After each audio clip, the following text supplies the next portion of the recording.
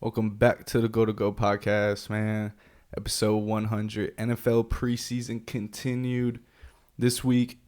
Got the AFC and NFC South paired with the AFC West and NFC West. So we're going to jump right into things football-wise, starting with the South, man. I'm going to let you go first. Take your pick. You want to do AFC or NFC first? Well, I got AFC first on my notes, so we'll start with them. Bet. All right. So this is going to be, I think it's going to be a pretty competitive division. But starting it off, I'm gonna say I got the Texans coming in with 9 wins. Now, We got 1-4? Or well, I mean, I already started with the top, so it doesn't matter. It was Go ahead. top from bottom from this one. I got the Texans coming in with 9 wins at the top of the division. Now, I know it's a step back from last season. They won 10 games last year, but it's a different year, different team. They got the first place schedule, which is going to be more difficult. And this year, they kind of have the targets on their back. Last year, they were kind of, the fun young team playing with house money, no real pressure, no real expectations. Well, now, especially after the rookie year, C.J. Stroud had looking to be one of the top quarterbacks in the league. We know that all comes with higher expectations, being able to put your team in winning positions. So I think that'll be a different adjustment. But when you look at C.J. Stroud, what he was able to accomplish in his first year, you pair that with Will Anderson on the other side of the ball, 2 guys who had outstanding rookie years, 1 rookie of the year, both respectively. I think that's an amazing foundation for your team. On the offensive side of the ball, you bring in some, talented veterans, hopefully help give this team some winning tradition. You look at Stephon Diggs, Joe Mixon, 2 guys that have won a bunch of football games over their careers in really big games as well. So those guys come over, help make that offense more explosive than what it already is. We saw what Nico Collins did last year. We saw Tank Dell in his limited play when he was healthy and on the field. Seems to have a nice connection with C.J. Stroud. So I think it'll be a fun offense. O-line has to stay healthy again. They had a really healthy last year from their offensive line. Keep C.J. Stroud upright. And then a young defense, man. You look at Stingley. You mentioned Will Anderson, Jalen Petrie back there at the safety. A bunch of these young guys under DeMeco Ryans looks to continue to have another successful season. So I got them at 9 wins, 10 wins around there. But I do have them winning the division. Yeah, well, I'm right there with you. Texans 9 dubs on the year. You mentioned target on their back. I think you pointed out everything perfectly. I like the Diggs pickup. Not a fan of the Joe Mixon pickup. Seen him play a lot. Don't think he's a number 1 back. But then again, last year it's not like they had a true number 1 backfield. So probably an upgrade in terms of veteran presence and winning tradition. Playing with the Bengals in some big games in his career. I mean, you get Tank Dell back if he's healthy, and him and C.J. Stroud clicking like they were last year. You mentioned Nico Collins. He was on the scene last year for the Texans, kind of breakout year for him. And Stephon Diggs on the outside, true wide receiver 1, paired with those 3 guys.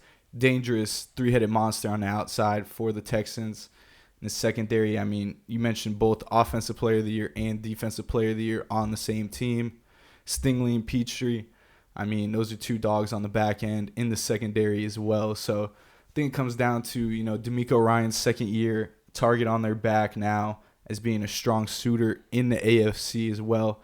And can C.J. Stroud continue? We've seen sophomore slumps before. I don't expect a full sophomore slump, but I expect a little either step back or some slight struggles from C.J. Stroud throughout the year because we saw him absolutely tear up defenses last year. Expect him to game plan. They got more film on him. It's going to be a little bit tougher of a task, but I still think they get the division, 9 wins. And then Laramie Tunsil, he got paid this offseason, so he's still out there doing his thing for the Texans. That line stays healthy. That was a big part, along with that secondary as well.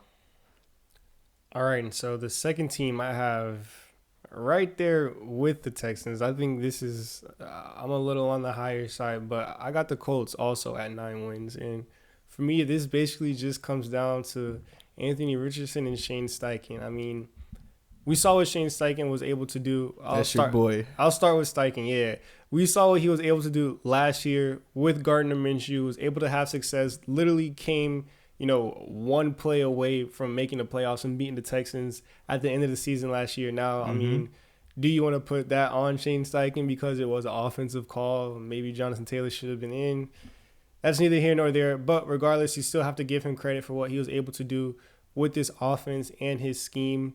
You look, at some of his past success. I was on this show raving about him and how he was able to, have Jalen Hurts' breakout season in 2022 when they made the Super Bowl.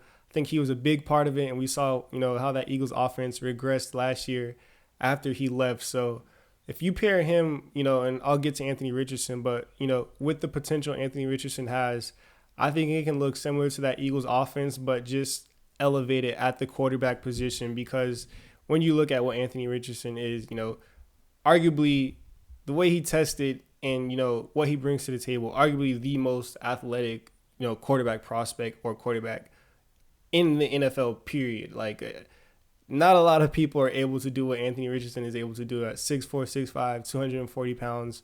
Ran, I believe, in the 4.4s, physical freak, has a cannon of an arm. Like, we haven't seen a quarterback like Anthony Richardson physically yet in the NFL. So, I mean, the potential's there. So, you put him in that offense with Shane Steichen, I think it can be electric, explosive QB run game. I don't think the weapons are on the same level as that 2022 Eagles offense, but in terms of if Anthony Richardson can hit his ceiling, I think it can be pretty scary. And you look at Richardson, I do think he showed some flashes. He showed the ability to make some of those NFL throws last season, make some of the NFL reads, but there was also some inconsistencies in his film and his play last year as well. Only played 5 games, had some trouble with the accuracy and ball placement. But overall, I think the biggest question for AR is, just actually playing football games. When you look back to him at Florida, only started one season, only started 13 games for Florida. He gets drafted number 2 overall, and then he comes in and only had, I believe, played 5 games last year for the Colts. So just not a lot of practice, not a lot of real game speed reps for Anthony Richardson. So hopefully if he can put the talent together with the play on the field, he has the right coach to do it. I think this Colts team can be, set up pretty nicely for the future and can, compete with some of those top teams that you see in the AFC when you pair an offensive mind like Shane Steichen together with, someone who has the talent, who has the physical tools like Anthony Richardson. It just all comes down to can they put it together. And I think this year they take a step in the right direction, get 9 wins, close to that 10-win mark, and, maybe vie for a playoff spot. But I definitely think AR and Steichen will be a good pairing in this offense. And I didn't even touch on, all the offensive weapons and stuff like that, solid O-line. I think this will be a solid team this year. Yeah, so I'm pretty high on the Colts. We're just a little off, man. I got your team last year that you were so high on, the Jacksonville Jaguars, coming in with 9 wins as well. I think they come in second in the division. T-Law getting that big contract, sort of trying to see what he has in Jacksonville right now. They go out and get some help. Brian Thomas, rookie wide receiver on the outside. They get Gabe Davis. I like him, big play Gabe on the outside. Calvin Ridley, he's gone this year.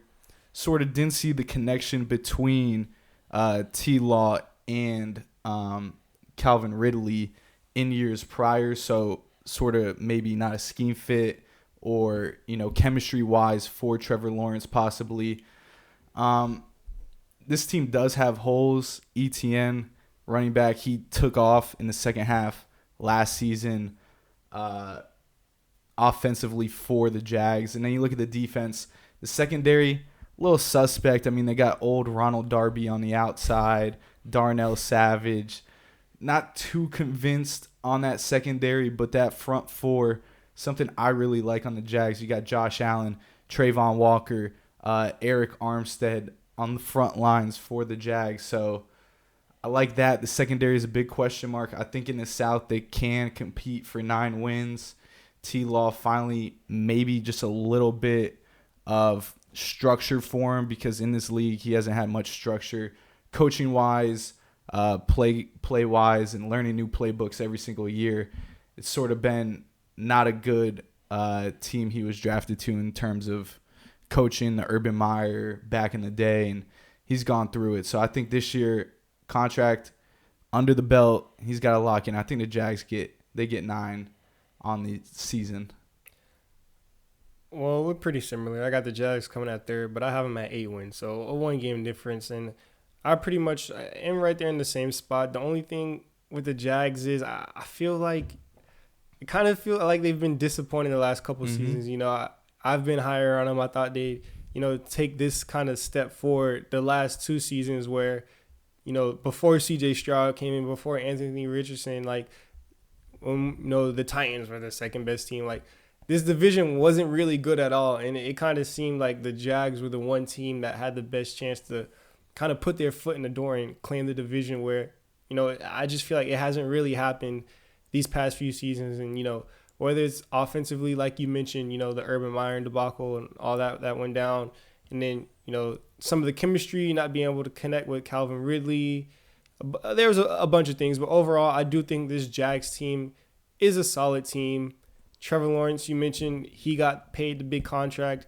Now it's time to see, can he perform? Can he play up to that contract? And I think he can. But I think where this team is going to win games, I agree, is defensively in that defensive front. You look at Josh Hines, Allen, and all those guys you mentioned. And I like some of those other guys in their secondary. Tyson Campbell, he just got paid.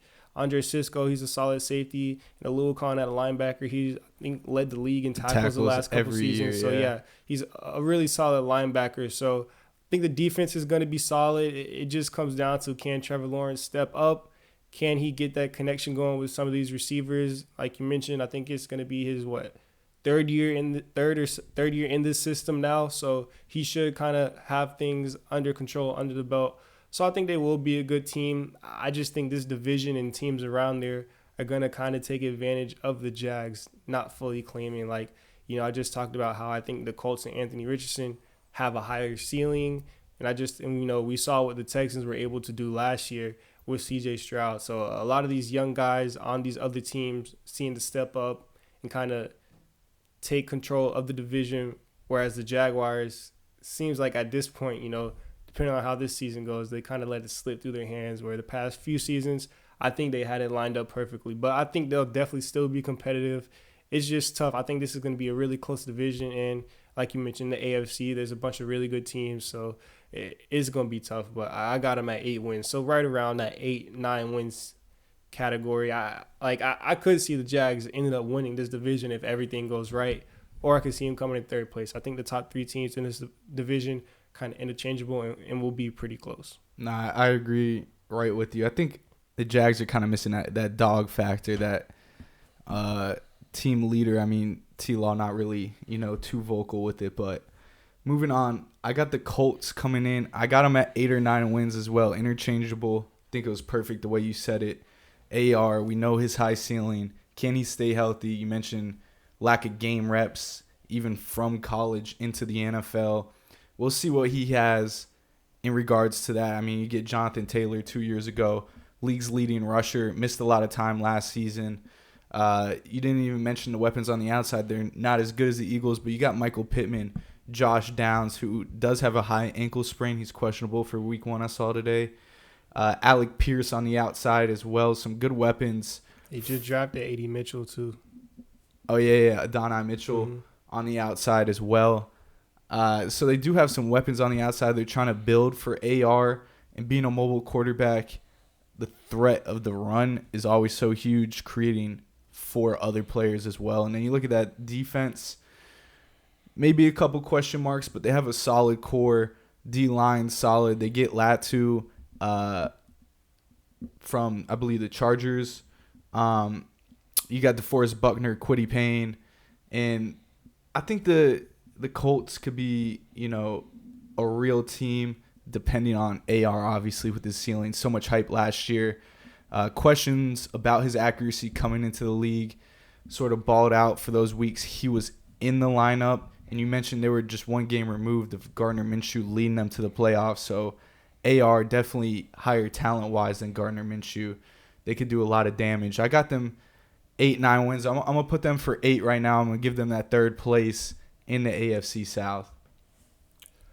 All right. And then coming in 4th, last place, is the Titans. And for me, Like, is Will Levis the answer? That's kind of what it really comes down to. They made a bunch of splashes this offseason, signed some big names. You look at, bringing in Tony Pollard, traded for L'Jarius Sneed from the Chiefs. They signed Calvin Ridley away from the Jags we talked about. And then most recently, they bring in Jamal Adams. Like, these are cool signings, a bunch of, some veteran guys that have experience in the league. But I just think there's too many holes on this roster. Not really that explosive offensively. DeAndre Hopkins, I believe, went down with an injury already in training camp. So, though they might miss him for the beginning of the season to start, I like Tajay Spears, running back. Hopefully he can bring some juice for them on the offensive side of the ball. Offensive line seems to be improving, but it really just comes down to, can Will Levis produce? Can he be the answer? Show some flashes. Had that one big game last season. Got a big win on the road against Miami last season as well, but also had some games where he wasn't really consistent with accuracy. Had some trouble making the reads. So just seeing if Will Levis can bring it all together, I had them at about 6 wins. Yeah, and then I said Latu, his question mark, the rookie, health From coming, UCLA. Health coming in. A lot of teams stayed away from him in the draft, sort of slid if it wasn't for his health to the Colts. Did so many teams, it was mixing teams up. But the Titans, you had them at how many wins? 6. 6. I got them at 5. So, Yeah. I mean, I'm kind of right there with you. I'm super high on the Titans. Sorry. Yeah, no. I'm right there with you.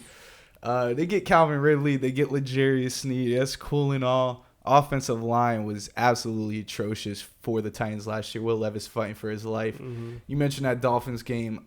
I put 98% of the blame on the new Eagles defensive coordinator, who's getting a lot of credit as a top coordinator right now, according to Pro Football Focus I saw today. Don't understand why. He was letting Will Levis just drive down the field, score touchdowns. He's got the right pieces now. So against that Dolphins team, and I was there Monday Night Football, so that game sucked. Will Levis' legacy game against the Dolphins, of course, when I'm in attendance. But, I mean, it really comes down to Will Levis being protected, which he really is not. You mentioned, some veteran presence in the secondary, too. I don't know, Tajay Spears, a lot of guys high on him, taking the Derrick Henry role for the Titans. They don't got King Henry over there in the backfield anymore. I mean, 5 wins. I could see them. Will Levis progressing in his second year. He showed some flashes, big arm at the quarterback, but 5 wins. I think it's a tough division. It could flip flop, but I see the Titans at the bottom, kind of regardless. So, yeah, I mean, it'll be a pretty competitive division, but it's kind of mid. All right. Yeah. NFC South. Moving on to the other division, and we'll start from the bottom this time. Okay. Add some suspense. I wonder who you're going with here. I think this will be a little different. I think this is going to be the first division where, I don't know. Things shake up. Regardless, I got the Saints coming in at last, man, with Whoa. 5 wins. I think, Derek Carr just runs out of gas. Carr runs out of gas, man. I think the Saints have a lot of questions to answer this year. And I just don't think they have the top talent right now to compete, going over this, looking at some of the other rosters and stuff like that. Ryan Ramczyk, probably their best offensive lineman, still not fully recovered from his knee injury. A lot of questions about him. Will he step away from football? Someone that's kind of, up there in age already. Aging Alvin Kamara, and then Derek Carr, like I kind of hinted already, he's just the definition of mid right now. So a lot of questions on this team offensively outside of Chris Olave. Like, I mean, who else do they really have? Olave showed that he can produce. He's been a really solid receiver, separating, brings that deep speed. He's a pretty solid, I think, can, take that step to become an elite wide receiver. He just can't do it right now because he doesn't have the quarterback. And then I'm sure we'll get 1 or 2 games this season where Taysom Hill goes absolutely insane. But outside of that, just not a lot to love on this team offensively. And then you look at the defensive side of the ball, not really much there either. I mean, you still have Cam Jordan, who's aging, but he's been one of the best pass rushers in this league as long as he's been playing. So he's still been solid. A lot of more solid corner on the outside, and Demario Davis is a really solid linebacker. But outside of that, just not really much to love here on the Saints team. I don't think they'll be mid. I got them at 5 wins, and it might just be time. Do you just throw Spencer Rattler in there, the rookie quarterback, see what he has? Can he, has a higher ceiling than Derek Carr? I can tell you that. So does he hit it? Regardless, I just think the Saints are in a really tough position. They're in just mid-team hell right now. Well, I guess you're right, man, because I got the Panthers. I got them getting 5 wins on the year. I got them sneaking out 5 in Carolina. Bryce Young finally gets some weapons on the outside. We made jokes. Adam Thielen was his best wide receiver last season. He gets Deontay no touchdowns, Johnson, rookie Xavier Legette, and then the O-line's still a problem in Carolina. They really didn't address that part in protecting Bryce Young, who, once again, another young quarterback with an offensive line that just can't protect their quarterback, sort of like the Titans. The defense, they got Derek Brown, J.C. Horn, absolute, young corner that's really been balling.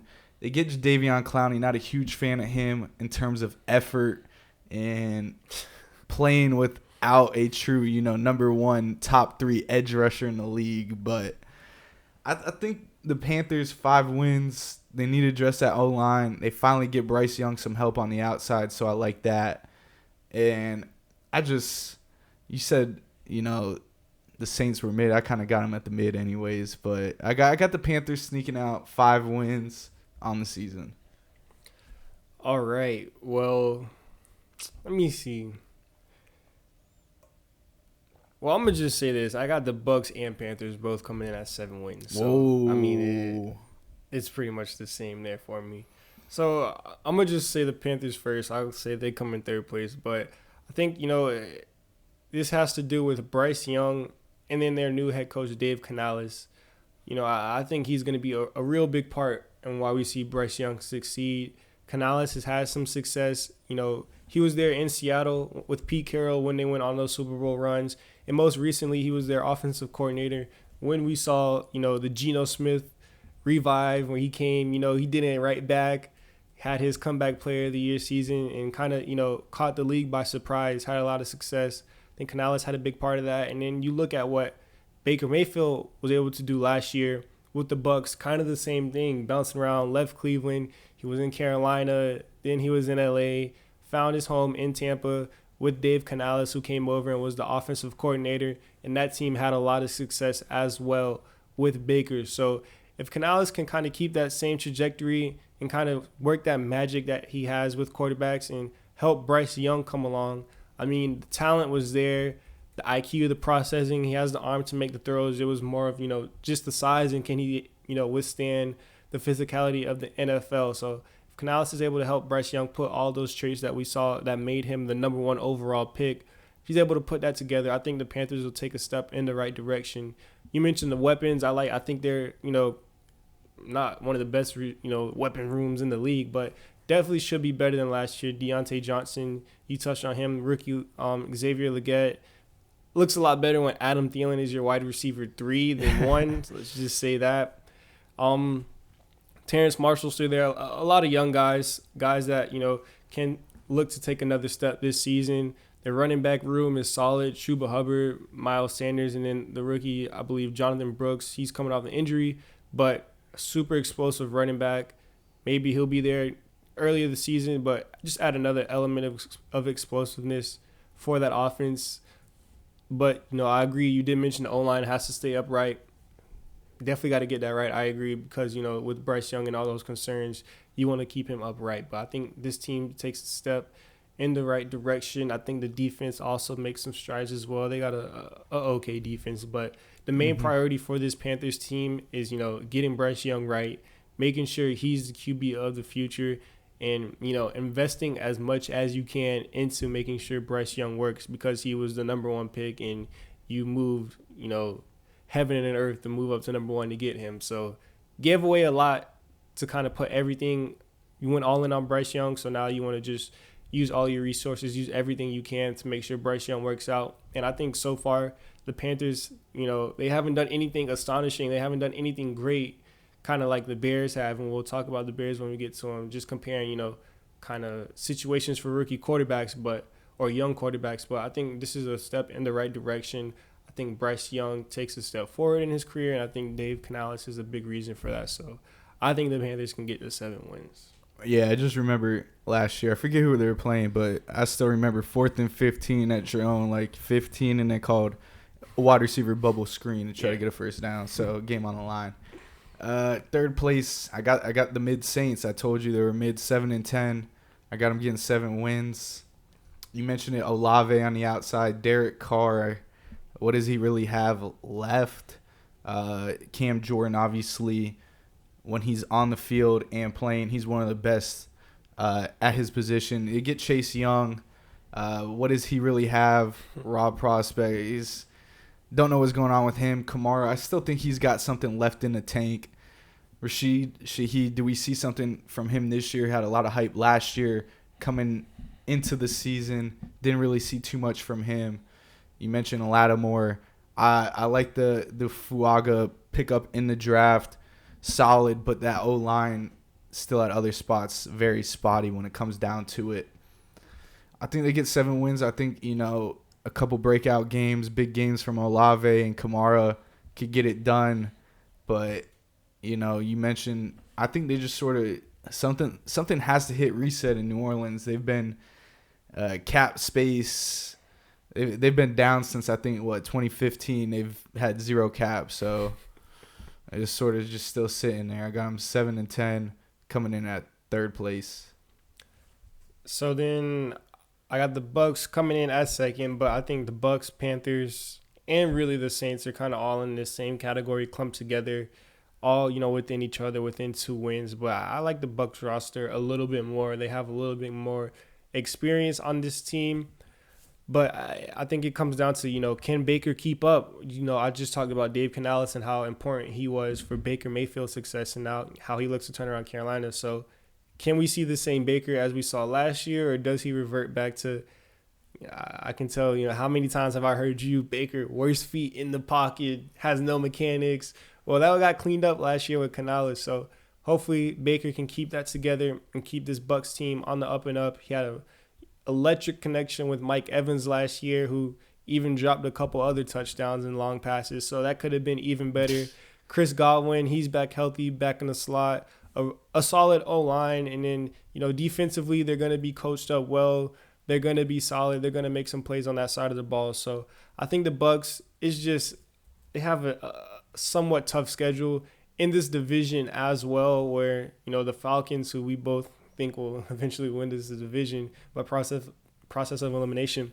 But they're going to be a lot tougher, and I do think they're kind of in the same tier as some of these other teams. But I got them coming in second place. I think some of the pedigree of players in this team, some of the veterans, they've had some success. Baker, he's seen a bunch of defenses. He's been a solid quarterback last year. Hopefully he can continue to improve it. So I think the Bucks coming in around 7 wins is where I had them now.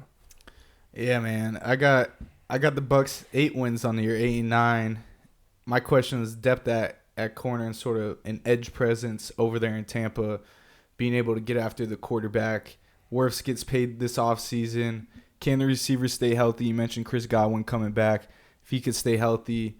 And then I put Cam Baker play. I just want to say, taking a lot of shots at Baker about his footwork, man. But I did see him on Big Cat's podcast talking about his biggest regret was playing hurt in Cleveland and not getting the surgery.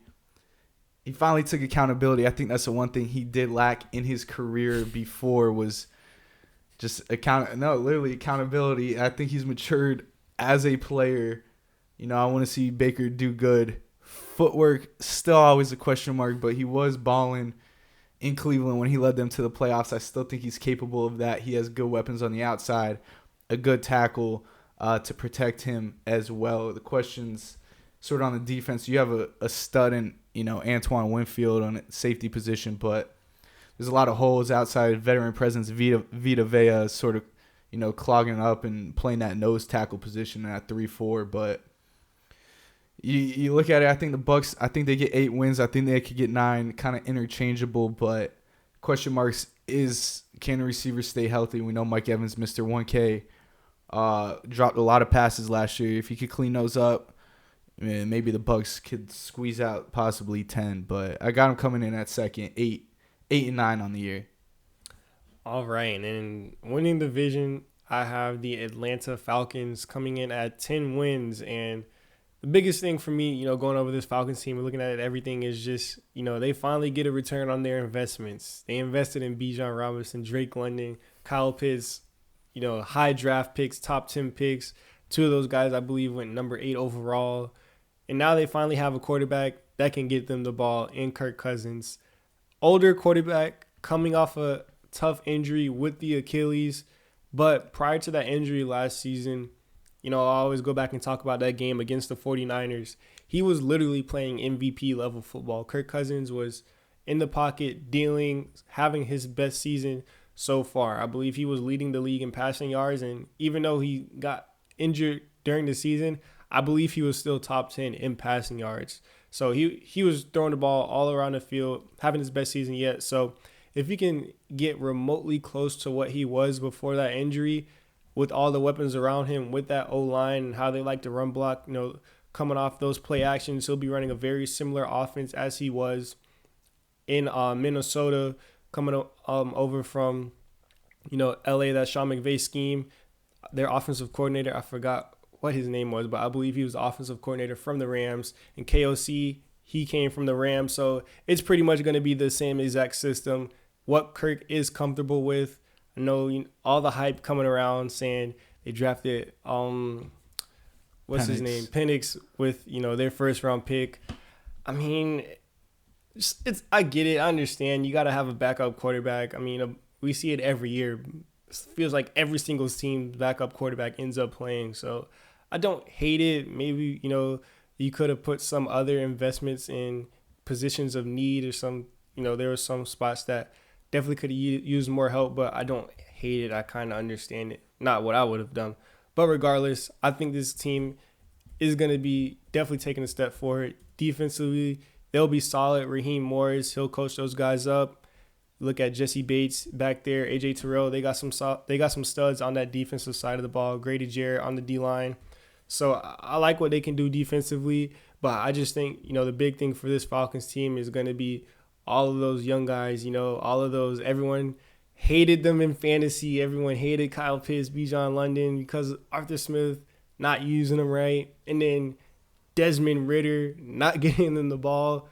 I think we'll definitely see a shift this year. I think all of those guys will get the opportunity to kind of show what they're capable of and what they can produce. And, I mean, we saw what Kirk Cousins was able to do with Justin Jefferson, Dalvin Cook, TJ Hawkinson. All those guys had success when playing with Kirk Cousins. So I don't see why it should be any different with him coming off the injury. I think the Falcons can be a competitive team in the NFC in general, and I got them coming in at 10 wins.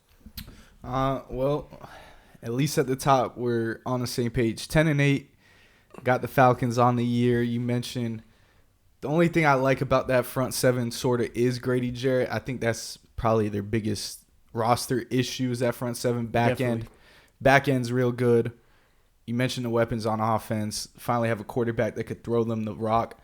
And I think that game I was talking about with the Panthers was Panthers-Falcons and that $7 ticket that no one would go to. Yeah, and the pouring rain and the monsoon. Yeah. And I think that was the game that the Falcons won. But you mentioned a lot of games last year lost the coaching and quarterback play, or play calling and quarterback play. That changes this year with both of those. Drake London. They had Darnell Mooney, who was a big deep threat receiver in his time in Chicago. Sort of never really lived up to the ceiling so far. He gets a new start in Atlanta this year with a capable quarterback as Kirk Cousins. Other guys on the outside to sort of take the pressure off of him. Pitts, could he be possibly, comeback player of the year coming off his injury? Finally, you mentioned, once again, another capable quarterback. Bijan Robinson, I think we're going to see him touch the rock a lot more than he did in his rookie year, get those touches ramped up. And, I mean, when he has the ball in his hands last year, he did some special things. So if he keeps getting that workload, I think the Falcons are going to be just fine. And I think they're going to kind of in their own tier at this division. I think it's just about getting their feet wet, Kirk getting down the system, and the offensive coordinator is, by the way, it's Zach Robinson. Okay, yeah. But yeah, he came over from the Rams, right? I'm not too sure, I think but so, yeah. Yeah, so I got the Falcons 10 wins. I like what they have offensively. Can they hold opponents with that, like I said, that front seven? That's the only question mark for the Falcons right now. And Kirk Cousins, if he keeps playing like he did last year, coming off that injury, possible another comeback player of the year on this roster. We'll see with the Falcons, but if anything's better than Desmond Ridder, Kirk on one leg might be better. So Falcons get an upgrade at quarterback, and I think they had 8 or 9 wins last year, anyways. So clear upgrade. Yeah, he was the Robinson was the pass game coordinator and quarterback coach. Okay, for the Rams. For the Rams last year, yeah, it was the quarterback coach for the Rams since 2019. Yeah. I think LaFleur is the OC in LA. Before he went to Green Bay. Yeah. Well, I mean, they got Sean McVay, so yeah. Speaking of Sean McVay, his division, the NFC West. Want to start there for the West? Yeah, why not? Let's do it. All right, we'll go bottom up again, and coming in 4th place, unfortunately, because I think this can be a really fun team, and I think they got some. I think this division could shake up too before we get started. It can, and I got the Cardinals that come in at the bottom of the division, and I think you can possibly see, I'm saying they come in at the end of the division with 7 wins, but a Kyler revenge season. This is possibly the best weapons Kyler Murray has had his entire career. I know he's had, DeAndre Hopkins before, but outside of that, who else did he have? Like aging AJ Green, Zach Ertz at the end of his career, Hollywood Brown. Yeah, these are okay players, but nothing I think like what he's walking into now, where you look at Marvin Harrison Jr., arguably, one of the best young receiver prospects we've seen coming out of the draft, receiver who seems to have it all, kind of, just has to do it at the NFL level, but literally has no other questions outside of, we just haven't seen him do it yet. Had all the success at Ohio State. You look at Wilson, a young receiver last year, he stepped up, another solid body for him. And then James Conner, he's also had some success in this league, able to run the ball, had over 1,000 yards rushing last year as well. Offensive line just has to keep Kyler upright. And I think this can be a really fun, explosive offense. I think they can score a lot of points on that side of the ball. Just some questions defensively, not too sure, which direction they want to go there. But to my surprise, and I'll take my L on this one, man. Jonathan Gannon had him playing really good down the stretch last season. Came out, especially after the Super Bowl loss. Was not a fan of Jonathan Gannon and how he was, coaching that Eagles defense 2 years ago. But clearly he was doing something right, because it got even worse after he left. And then last season, you see the Cardinals, come into Philly led by Jonathan Gannon, and they get a win. So clearly he was doing something right. Maybe it was just the players at that point. But regardless, I really like Jonathan Gannon, what he brings in. He's gonna, get out the quarterback, but they play a lot of coverage, a lot of, different schemes and stuff there. Has those guys believing, definitely played above their talent level last season. And, what's to say he doesn't get those guys coached up well again. So 7 wins, I think, is okay. I think this Cardinals team, they probably are better than 7 wins, especially if Kyler is playing, to his best ability. It's just, I think this division is going to be super tough. So 7 wins for the Cardinals. I think they'll be a fun team. Yeah, when I was making this, I thought I was giving too many wins, literally impossible schedule-wise, because I got the Cardinals at 7-10 as well. It's up to K1. Can he return to form? They say he's got that speed back. He's looking lightning quick. Phase K1, Mr. Always with the gaming question marks. I mean, you mentioned Marvin Harrison on the outside. Best weapon he's probably ever had in his career, and he hasn't even taken an NFL snap. We know what he could do. I think he's going to rookie of the year. I mean, obviously, right here, I know it's not our awards pick, but not a bad one. If you go with Marvin Harrison defense, they got your boy Kaiser White at the linebacker. Solid, but outside of Buda Baker, I mean, this defense is spotty. They were playing up last year. The front four, some big question marks there, at least for now with the Cardinals. But you mentioned James Conner. Somehow, I've never really been a huge fan, but another 1,000-yard season. He's been Mr. Consistent sort of at the running back position when given the rock, so you can't knock him on that. I think this team has high upside. We saw what Kyler could do with literally no weapons and sort of a worse roster, and he was able to, push the Cardinals up to a playoff contender. We'll see this year. I think 7-10, and I could see them winning 10 games. And I would have gave them more, but that cotton candy burrito, I know. We said we're just going to talk football, but that's got to be the worst stadium eats that's ever been released. So shout out to the Cardinals for somehow making the worst stadium food. Yeah, and also I forgot to mention Trey McBride, who kind of came along for the Cardinals also at the end of last season. A solid, looks to be explosive, one of the best young and up-and-coming tight ends. So just another weapon for Kyler Murray to utilize in that offense. So coming in right above them, I have the Seahawks with about 9 wins, and it's going to be interesting to see, what they are post Pete Carroll. I think, they have a solid roster. We talked about Geno Smith. You kind of know what they are offensively. Not too many changes on that part. Kenneth Walker, DK Metcalf, Tyler Lockett, JSN, all those guys have, were staples last season for this team. A solid O-line. So not too many questions there, but I think you can't talk about the Seahawks team without touching on new head coach Mike Macdonald. He comes over, he's kind of like the Sean McVay or the you mentioned the LaFleur, all of these guys of the defensive side of the ball, the Kyle Shanahan. He brings over his the new hottest scheme, what everyone's trying to copy and implement and bring over guys. Mike Macdonald is that, and he comes over and he's their head coach. So I mean, on the defensive side of the ball, we saw how good the Ravens were last year with their multiple coverages. They ran a bunch of different schemes. They'll get after the quarterback. They play a lot of coverage, a lot of zone. So, I mean, if everyone's trying to emulate this defense, you get the guy who kind of started it, coming from, who's able to coach with both of the Harbaugh brothers. So he has that experience, that leadership. I think he'll be a really solid coach for the Baltimore Ravens.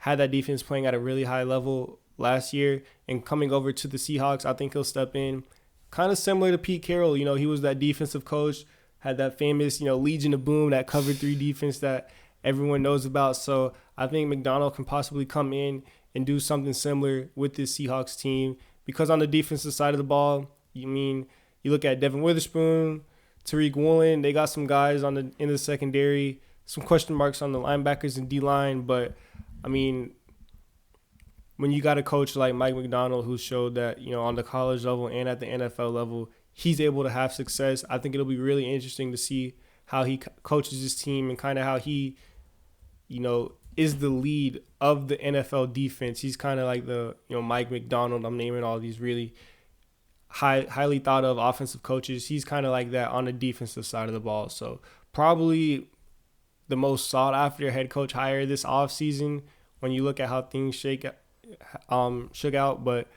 yeah, 9 wins. I think the Seahawks are a solid roster.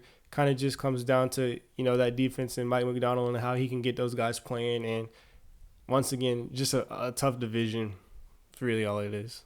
Yeah, I think you kind of nailed it. Tough division. A lot of teams, I think, competing. I got the Seahawks up next, but I got them 8-9.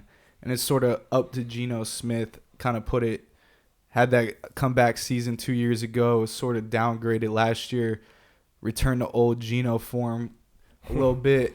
You got Kenneth Walker at the running back position, an absolute workhorse who can help this team out immensely. You look at the weapons on the outside, I mean, they're stacked. You got DK, you got Lockett, you got JSN, you got Noah Fan at the tight end position. A lot of guys that could play. They get former first-round pick Laviska Shenault as well at the receiver position. So they got some depth. You mentioned that front four outside of Leonard Williams, it's a lot of question marks. And they got Byron Murphy, but it big question marks. I think they get a really solid linebacker in Jerome Baker besides last year, but sort of the Ravens' MO at the linebacker position. They've had speed for the past few years, whether it was Patrick Queen. They're just drafting guys in the middle that could run with some speed. So they get that with Jerome Baker. But you mentioned Reek Woolen, Witherspoon on the back end. They get Julian Love solid on the back end as well. But once again, I think it just comes down to Geno Smith. What he does, this team could take him because it's not going to be up to Sam Howell. I can guarantee you that. P.J. Walker saw what he did last year. He was able to win some games, but it's not going to be up to him. So it's kind of on Geno's shoulders. It's a lot of question marks with the Seahawks, and the biggest one is Geno. So I think they get 8 wins. They could definitely be higher, but it is going to be up to Geno for sure. And right above the Seahawks, I got the Rams coming in second with 10 wins. I think the Rams can be a 10-win team, man. And, you lose Aaron Donald. How do you replace him? You really don't. But you look at everything else on this roster and everything else they were able to do last year with the coaching. They'll definitely miss him, but I think they'll be okay with life without Aaron Donald. You look at Matt Stafford. Finally has Cooper Kupp back healthy. Hopefully Puka will be healthy all season. I saw he got banged up a little during camp, but he's one of these younger guys, so maybe it won't be that much of an issue going into the season. He'll be healthy for week 1. Offensive line was really good last year, and then they have a really good run game as well. So offensively, not really worried there. We know what they're capable of. And on the defensive side of the ball, they made some nice additions in the secondary. You bring over Cam Curl from the Commanders, Trey White from Buffalo. 2 veteran guys. They played a lot of football. They've had some success in this league. And defensively, a lot of young players stepped up for him last year. Just continue to see improvement from them on the defensive side of the ball. They bring over first-round pick Jared Verse, solid pass rusher.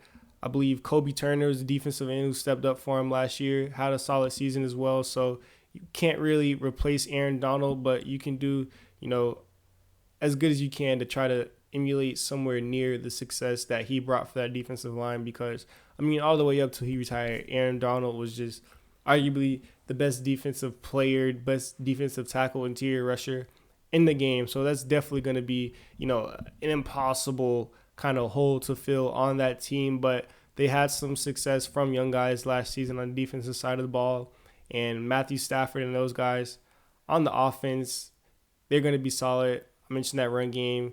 Kyron Williams, they draft Blake Corum, so a solid 1-2 punch. Those guys should be decent.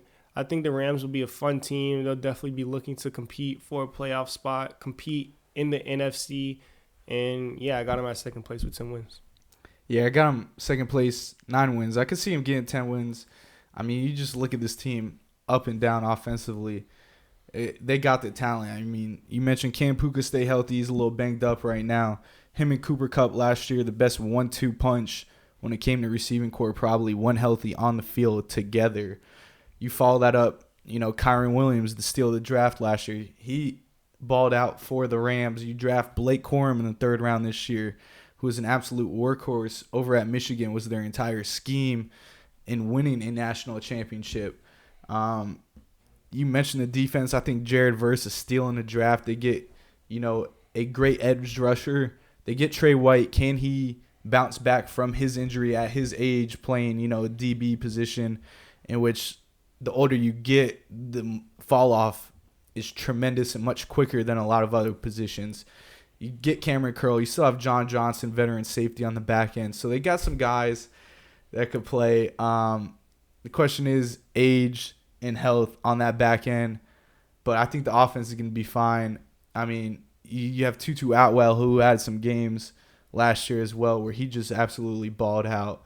And then, Matt Stafford loves his weapons. Higbee, Parkinson even had a couple of decent tight end for Stafford to hit. He likes those guys. But the offensive line, that's a big question mark as well in LA. But, McVay scheming it up. the run game. I think it's going to take a lot of pressure off. And they got your boy, the Giants killer, apparently over there is a running back, Boston Scott. So I got the Rams getting 9 wins. Health, I think the biggest question mark, especially with Stafford. We know he plays through injuries, but can he stay healthy to compete? I think this Rams team will be just all right this season. And Aaron Donald loss, obviously huge.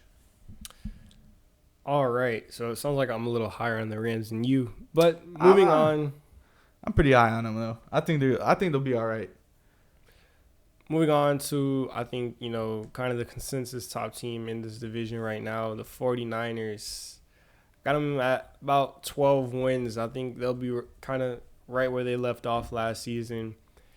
And, the main thing right now with NFL news, the Brandon Ayuk situation. Will he get a contract? Will he get traded? What's going on with that?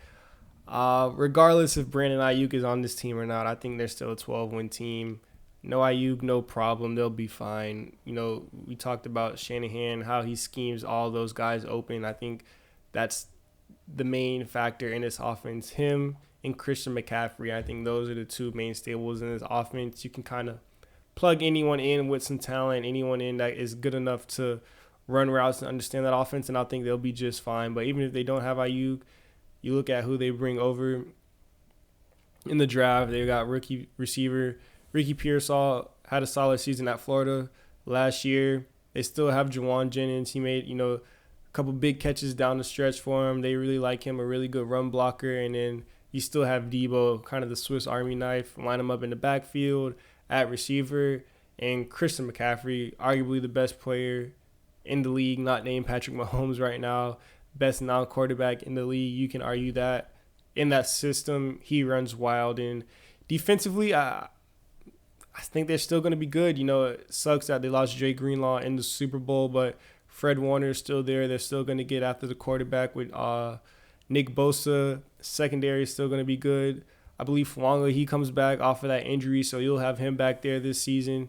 So the 49ers just, one of the best rosters in the league right now, one of the best coaches, best schemes.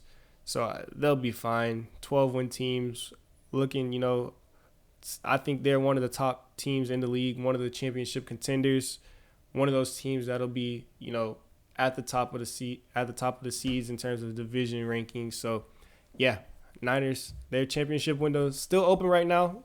I don't know how much longer some of those guys are, getting up there in age. You look at dudes like Trent Williams and stuff like that, some really good players who are getting up there in age. But, yeah, for this upcoming season, the 49ers will be good. Yeah, I'm kind of right there with you. I got them 11 wins on the season. You mentioned, obviously, CMC, all those weapons, Kittle, Jennings I like, Debo being a Swiss Army knife. And the only note I really put down is what's going on with Ayuk. It's interesting. I think, you said they're going to be all right. I think it's huge, man. I watched a film breakdown on Debo Samuel and why if they were to let someone go, it should be Debo Samuel. And his route running ability and creating separation doesn't help Brock Purdy at all. He has to see those receivers open. Ayuk does a way better job and is a true route runner compared to Debo Samuel. Obviously, what Debo does is special because he's so versatile, but he's more run after the catch, not create for your quarterback to throw in windows. But obviously, you have the best running back, dual-purpose running back in the league in Christian McCaffrey. Can he stay healthy? Obviously, Trent Williams, the best tackle in the NFL. And then defensively, I think they'll be all right. Dre Greenlaw might come back at some point later in the season. You got Fred Warner, you got Bosa, you got Hargrave, Leonard Floyd. So they're going to be just okay on the defensive side of things. I just think even if Ayuk goes, though, there are some names circling that they will get in return for Brandon Ayuk regardless. So probably some receiver help in return. I know name dropped out of Cleveland. Amari Cooper would be the guy to go, possibly in a trade package. So if they traded Ayuk for Cooper on a one-year deal, I mean, I think it's not bad. I think Ayuk just obviously a younger version of Amari Cooper almost. So 11 wins for the Niners. Well, I mean, they was working out my boy Robbie Chosen today, man. So they might not even have to Yeah, get the trade if they sign him. For what, bro? But I just think what Shanahan does in this offense, Yeah, even he's if gonna Ayuk scheme up leaves, I wins. mean, I didn't even mention Kittle. Like, they have all of these options and stuff on offense. Like, yeah, I totally agree. Debo, not the route runner, not the separator. Ayuk is, but they just find ways to get him the ball regardless and to make it as easy as possible for Brock Purdy. So I really don't think what Brandon Ayuk brings to the table, what he's best at, is super, super important to have in an offense like what Shanahan runs, like what they do, all the motion, all the quick stuff, the run game, play actions, running off of that. And with Brock Purdy's skill set, Brock Purdy doesn't have the strongest arm. He's not throwing the ball 40, 50 yards down the field as, super crazy like some of these other quarterbacks. You look at Mahomes, you look at Josh Allen, all these other quarterbacks that are able to stretch the field with their crazy arms. That's not what this offense is. It's more like a death by 1,000 cuts. Super quick, get the ball out, just get it to the playmakers, be really decisive, be really smart, be really cerebral. And I think that's what Brock Purdy brings to this offense. That's what this offense needs. That's why they can use guys like Debo, like McCaffrey, like Kittle, super physical guys that can get the ball and produce after the catch, not someone like a Brandon Ayuk who, he definitely had success in this offense, is definitely one of the better receivers in the league, but I just think he'll be better off, in a different offense, in a different scheme that'll kind of let him be more free and let him use his talents on a wider scale because, like you mentioned, he gets open, he creates space, he makes it easier for the quarterback. To whereas in this Shanahan offense, they're just running the ball. They're not looking for you to, win down the field on double moves or on super, super deep routes and stuff like that, where I think Ayuk succeeds at. So regardless, I think the Niners will be fine. They'll be competing for a championship next season. Yeah, I wasn't trying to knock Debo, but it seriously might have been one of the worst tapes I've ever watched, his route running. No, I agree. He's not the best route runner, but they don't need him to be a route runner at all I in understand that offense. I was actually just shocked at how bad it was. I think you definitely might be a better route runner than him. All right. Moving on. AFC West. Yeah, let's start with that bottom half of that division. You can start this one off. I've started all the last ones. Oh, okay. Well, I didn't write a lot of notes for these bottom two teams. And at the very bottom, I think this is the worst team in the NFL, the Denver Broncos, quite possibly. Yeah. I got them at 3 wins. Just the fact that the quarterback situation might be laughable. You got Bo Nix, a rookie, who's comparably almost the same age as Zach Wilson, who is their third string. They got Jared Stidham, who went over. Yeah, it's just you get Javonte Williams back healthy, coming off injury. We'll see what he can do. Courtland Sutton's been solid on the outside. You have Josh Reynolds, Marvin Mims. Not a lot to rave about. That front seven for the Broncos, a lot of question marks. And then you just throw Pat Surtain on the defense. So it's like this is a team that got put up 70 on them last year. And now, they went from Russell Wilson to, I think, Bo Nix, who probably going to be their day one starter, just thrown out into the fire.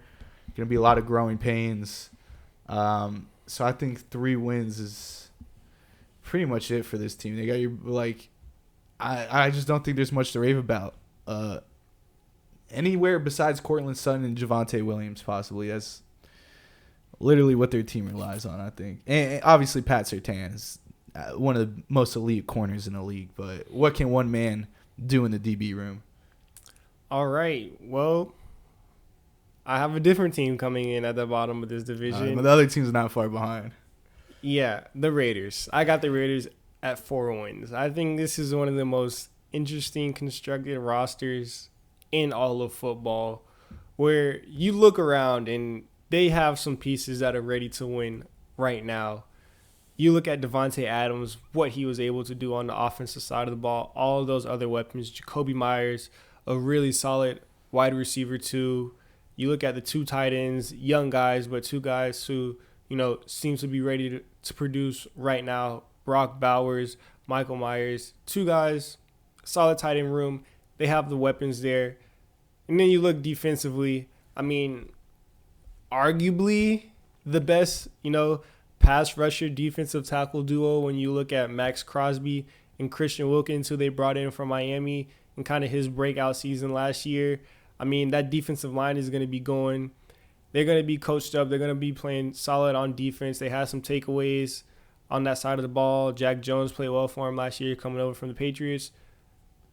But, I mean, there's just one glaring hole when you look at this roster, man. It's like that one meme where they have, the Bugatti sitting in the garage in the hood. Well, yeah, that garage. Carport. It wasn't even a garage. Yeah.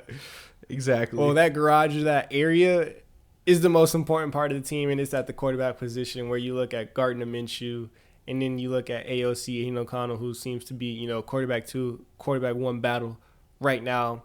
Minshew had some success in his career, but is clearly just a limited passer at the quarterback position.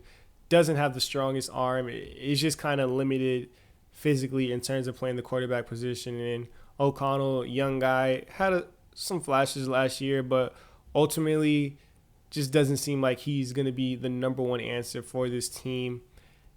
And you look at, some of these guys, Devontae Adams, not the most quiet receiver, kind of has that diva attitude. We saw what he was saying about Jimmy G last season in that receivers documentary or whatever that came out on Netflix. Was not happy with the quarterback play. You got to think guys like Christian Wilkins, guys like Max Crosby, Jacoby Myers, especially coming from New England where he had success with Belichick and Brady. He's kind of used to winning. Some of these guys that have the elite talent are at the top of their positions. Not too sure how they'll feel about, having those guys at quarterback. Maybe not seeing the best production from the most important position on the field. And they also have a super tough schedule. I just found it really I like some of these pieces on this Raiders team. I think this roster might be better than 4 wins when you just look at it in total and you look at how they're coached and how some of these guys can play, but it's just hard. We always talk about the most important position in football, man. If you don't have quarterback right, it's going to be tough to win games in this league, and right now I don't think they have the answer at quarterback, so I'm going to say the Raiders are coming in at last 4 wins. Yeah, you mentioned I got the Raiders up next, shockingly. I also got them at 4 wins. So not too far off the bottom of this division, but you mentioned the weapons. Some of them win now. Adams. You got Jacoby Myers, Brock Bowers, the rookie tight end, big prospect out of Georgia. Zamir White, breakout season. We'll see. He gets the workload in the running back room this time around. You got Max Crosby, Christian Wilkins. I think that front can win them some ball games themselves, creating pressures and turnovers possibly. I think that's where most of their wins would come. I mean, you mentioned Jack Jones. Spotty player that had a decent season last year in this, not so bright of a team. Gardner Minshew almost led the Colts to the playoff. We mentioned second half of the year, Aiden O'Connell. Definitely had a couple good flashes, a couple good drives where he was able to put his team in position to win games. But, I mean, it's spotty. You got some win now, some literally nobody's on this roster. And most important position, quarterback, just like I think the Broncos is a huge question mark. Ceiling's definitely higher in Denver because of the Bo Nix unknown, but I think Gardner Minshew, his veteran leadership and being in the league so long and understanding the game will probably give them the edge over the Broncos in this division, which is why I put them 3rd. Yeah, and Antonio Pierce coming in last season as the head coach. He gets signed as a full-term head coach. They were kind of one of the good vibes teams last season, kind of playing free, similar to the Texans. Not as good, but just didn't have any targets on their back, just playing loose. Whereas this season, I think is going to be a little different. So it'll be interesting to see how they handle possibly not the same success, but. So far, I think this is a team me and you are furthest apart on, man. I got the Broncos at 6 wins, and it has to come down to Sean Payton. You saw what he was able to do with Russell Wilson and what he was able to do in New Orleans with Drew Brees. Sean Payton coaches his quarterbacks to success, and you mentioned Bo Nix and how he's, almost as old as Zach Wilson coming in, but, with that age comes experience. started the most games as a quarterback in college football history. I think it was like 60 something. A bunch of different offensive coordinators. He bounced around from teams, so he's had success, especially coming off that big season in Oregon last year. So he's shown the ability to kind of adapt, play through some tough conditions. And you put him with Sean Payton, who we mentioned in terms of coaching the quarterbacks, getting the most out of these guys, putting them in the best positions. I think that's what Sean Payton does best. And we kind of clown Russell Wilson and Sean Payton and what these guys were able to do, but Russ kind of turned his career around, especially that horrible season he had with Nat Hackett, and kind of it just became the laughing stock of the NFL.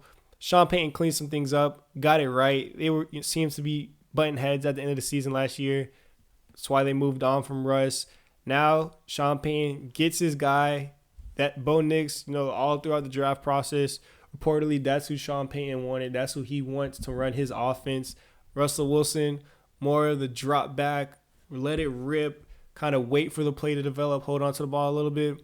Whereas Bo Nix and what Sean Payton wants to run in this offense, quick reads, get the ball out, don't hold on, read the defense, get the ball to where it needs to go extremely fast, and let the playmakers do what they can. I agree, playmaker-wise, not much there offensively. Offensive line, another question mark. But I think they can be good enough. I think they'll be better than the Raiders. I think they're more well-coached than the Raiders. When you look at the two head coaches and kind of what they have on their resume so far at this point in their careers. And then defensively, I agree, they'll be solid. PS2, you already touched on, arguably the best quarterback in the league, but I do agree with you in terms of a lack of weapons and explosiveness on offense, but I think Sean Payton will coach this team up. They'll be good enough. I think they can get 6 wins, and I don't think they'll be the worst team in the league or one of the worst teams in the league. I think they'll be hovering right above that, but I mean, at the end of the day, I kind of do agree with where you're coming from. I understand. I can see where things go wrong, and this Broncos team only wins 3 games, but I think they'll be better coached than that. Sean Payton, he'll get them right, and I think they can get about 6 wins. Hot take, possibly Sean Payton gone by week 8. Coming in at second place. You were high on Sean Payton last year, too. I think he was your sleeper for Coach of the Year. Yeah, and I think he did a decent job with what he was doing. I give him a decent job. Coming in at second spot, I got your boys over there in LA, the Chargers. Not exactly your boys, but your boy Justin Herbert, man. Your second favorite quarterback in this league outside of Jalen Hurts. They lose Keenan Allen, Mike Williams, Austin Eckler, 3 core pieces that were around this franchise, during Justin Herbert's time at quarterback. They get in Harbaugh, whose 4-year suspension from the NCAA does not really matter at all. They go ahead and just take the Baltimore Ravens running back room, basically their handouts, Gus Edwards and J.K. Dobbins. They bring them over to replace Austin Eckler. Outside the weapon room, very, very shaky. Josh Palmer, DJ Chark, they get over there in LA now. Quentin Johnson, we see him in his camp. Couldn't catch a cold if he wanted to at this point. They got Will Dissly, Hayden Hurts at the tight end position, so that's going to be all right. Joe Alt, obviously the huge pickup. This offensive line struggled. They get an absolute unit at the tackle position to help protect Justin Herbert, maybe buy him a little bit of time. Defensively, Joey Bosa, can he stay healthy? Khalil Mack, obviously off the edge as well. 2 key pieces. You still have Derwin James. You got Asante Samuel on the back end.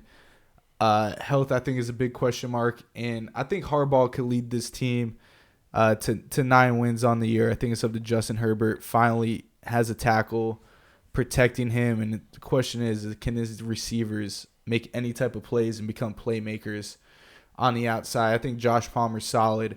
DJ Chark, 2-3 years ago, he had his big season over there in Jacksonville. Can he kind of go back to that form? He's a big target, red zone threat on the outside. He can make plays as well. We'll see. And then obviously their first round pick, Quentin Johnston last year. Can he turn it around after bad last season, bad start to camp? We'll see, but I think this is a way better coach team than what they were previously. I think that's what makes the difference in a 9-win football team this year. I agree with a lot of what you said, and I'm kind of on the same page as you. I also have the Chargers coming in at second, and I got them with one more win. I got them at 10 wins, so about 9 wins in the same field, but not because of why you think. Doing my notes, whatever. The first thing I put was Herbert. Harbaugh over Herbert. I know you thought I was going to come in and say all this stuff about Justin Herbert, but honestly, I think the success of this team comes down to Jim Harbaugh and what he's able to do. I mean, he's had success every single place he's coached at. You look at what he was able to do, with Stanford, and then he goes over, has success with the 49ers, made the Super Bowl, and then Michigan, they won the championship. So Harbaugh, he's definitely had success every single place he's coached at. And then you also look at every single place he coached at, he's played his brand of football. And I don't think it'll be any different here with the Chargers. All of his teams are going to be super physical. They're going to run the ball. They're going to pound the rock. And then they're going to be well coached on both sides of the ball as well. Very disciplined, in shape. These guys are going to be able to play all fourth quarters, all gas, no breaks. Kind of that macho brand of football. We see all the videos of Harbaugh out there on the field, getting hyped, doing drills with the teams and stuff like that. So he really gets all the players engaged. And, I think if you add a quarterback with the talent like Justin Herbert, we can debate how good he is, this or that. Regardless, he's one of the more talented quarterbacks in the NFL. And I think if you put him on a team like this, I know I already made kind of like the car comparisons, but I guess I'm just having fun with comparison vehicles today to NFL players. But I think, the entire team and the way John Harbaugh likes to play football is just like a good, reliable pickup truck. They get it done, nothing too fancy. It gets you where you need to go, A to B, and that's that. But you add Herbert to it, he's like a sports car. You bring it out whenever you want on special occasions, super fast. That crazy arm Justin Herbert has, able to make throws on off platforms. And if you have both of them, it's like the best of both worlds. So I think we can definitely see something similar to that with this offense where they're going to run the ball a lot of quick passes. But, when it gets to those third and longs, when, you're down a couple scores, when you need Justin Herbert to kind of, play make and step outside of the play, I definitely think they'll allow him to do that. I think we just see, Justin Herbert be a better version of what J.J. McCarthy was at Michigan. And, J.J. McCarthy, he had success. He became a first-round pick. So you add Justin Herbert's talent into that role, I think you see a lot more efficient offense. I definitely think Herbert's going to be throwing the ball a lot more than what McCarthy was, but just in terms of play style, But they bring over Greg Roman. They're going to run the ball, man. You mentioned that Baltimore offense, the two brothers keeping stuff in-house. A lot of those guys moving from coaching staff to coaching staff. So it'll be interesting to see how that offense looked. We talked about, that Ravens offense with Greg Roman. Lamar wasn't really throwing the ball like that, but what he was doing was running the ball. So I think they'll have a lot of success on the ground. And, yeah, physical defense, coached up well. You touched on some of the guys on the defensive side of the ball. I think they'll be good. I think they'll, be a competitive team in the AFC. Unfortunate they're in the same division as the best team in football probably, but yeah, 10 wins for the Chargers, 10-9 wins. I think they'll definitely turn it around. You mentioned being better coached, one of the most important things in football, because it just seemed like every single week we were coming on here last couple seasons, just talking about, what insane decision did Staley make this week that cost this team this game. So I doubt we'll be saying that this season with Jim Harbaugh at the helms. Yeah, man. No shocker who's going to win the AFC West. It's going to be the fourth best player in football on his team, Patrick Mahomes, which I just want to get on here. And obviously not the fourth best. Number one in the NFL is Patrick Mahomes. No matter what. I know LJ MVP last season, but what Mahomes did with this team, not playing up to the expectations they were last season, able to get in the playoffs, win the division, go on to win a Super Bowl once again. No matter what it is, refs behind them, NFL behind them, he's still got it done. You can't knock the guy. Tremendous player at the quarterback position. They go out, receiver help last season, big question mark. They go out, they get Hollywood Brown. They draft Xavier Worthy, Rashee Rice. Last season was their leading receiver on the outside. They still have Travis Kelce who could still play. So they add speed to replace sort of that Tyreek Hill effect that they once had. They still got guys like Sky Moore, McCole Hardman. We'll see what they could do. Justin Ross. We'll see what it comes down to. Pacheco, hardest runner in the game probably for his size. They still have CEH in the backfield. Two guys that have been now around for the Chiefs. The O-line, you look at it, solid, good O-line. Defensively, Chris Jones, one of the best, if not the best. I'm going to go ahead and say the best defensive tackle in the NFL right now. Their linebackers, very solid. This defense really carried last year. They do lose L'Jarius Sneed, but Trent McDuffie becoming corner one right now for the Chiefs. He was locked down and played a superb season and Super Bowl for the Chiefs last year. This defense was definitely a bright spot that carried this team in moments, and I just expect this offense to be better than they were last year, coached up by Andy Reid. I mean, there's really not much to say. Andy Reid and Pat Mahomes, I feel like week in and week out we come in and say, these two guys are leading this team. They'll be all right. They'll find a way to win ball games, and they do every week, whether it's offense or defense right now. They have it on both sides for sure. Yeah, and I think I might have. How many wins did you have? 12? 12, yeah. Well, 11, 12 I had them, but I think they get 12 somehow. Yeah, for the Chiefs, it doesn't really matter. They'll just They need win to the make division. the postseason. They're good. But, yeah, you pretty much covered all there is to say about this team. I mean, I got them at 13 wins. I didn't really put much down for notes-wise. We know what the Chiefs are, man. I mean, they have a legitimate chance to be the first team ever in NFL history to three-peat. The best player in the league, got better weapons. You touched on them. Coached by arguably the best head coach in football. And they have one of the best defenses in the league. I mean, what else is there to say, man? The Chiefs will win games. They'll be one of the top teams competing, a lot of these teams, it's like, making the playoffs. That's what we're looking for. We're trying to have a deep playoff run. For the Chiefs, it's Super Bowl or bust, and I think they legit have one of the best opportunities to win the Super Bowl. So, yeah, you pretty much covered it all, man. Patrick Mahomes, Andy Reid, and this defense coached up the way it is, new weapons, they'll win a bunch of games this year. No doubt, man. That's going to wrap up the AFC West. So the West and South are now complete in our predictions. We'll be back the week before the season starts talking about the North, AFC and NFC North, along with our season predictions as well that we do every year. And obviously we'll be jumping into the pick'ems. NFL preseason right now is kicking off this week for the rest of the league, right? This week, yeah. Mm-hmm. Yeah, joint practices and stuff have already started. So this week. we got football sniffing fall right around the corner, man. Goal to Go Pod on TikTok, Goal to Go, everything streaming wise, YouTube, anything like that. You got any last comments? Anything to say? No, that's Team pretty USA much basketball, man. Yeah, that too, but oh yeah, I mean, real quick, I mean they're just doing what we expected, man. They're running through competition. They beat Brazil. Canada losing, by that's crazy though. Yeah.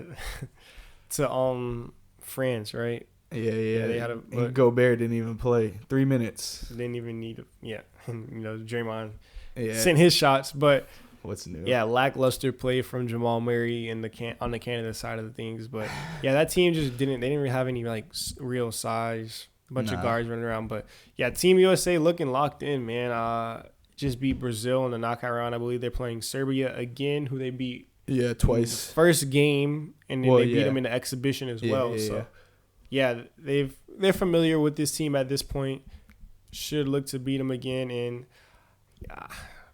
this team is looking unbeatable. Go win gold. It could happen. Although I will say Germany, who gave a good run to USA. If I had to pick a team besides USA. Right now, I would say Germany and the way they're playing, especially with their success. They won the FIBA championship a couple years back. They got that chemistry. They do. Dennis Schroeder's playing out of his mind. Franz is hooping. Him and his brother playing really well. They got a bunch of some role players on that team. doing really well, shooting the ball good. They can space the floor. So, yeah, I would pick Germany out of all the teams left outside of Team USA. But yeah, I think USA is definitely a step above the rest right now in terms of talent and team and how everyone's playing. I agree. I agree. You got any last takes, comments, anything like that? That's pretty much it, man. Covered half the league in this video. Yeah, not too long, man. But go pod. And until next time, man. Peace.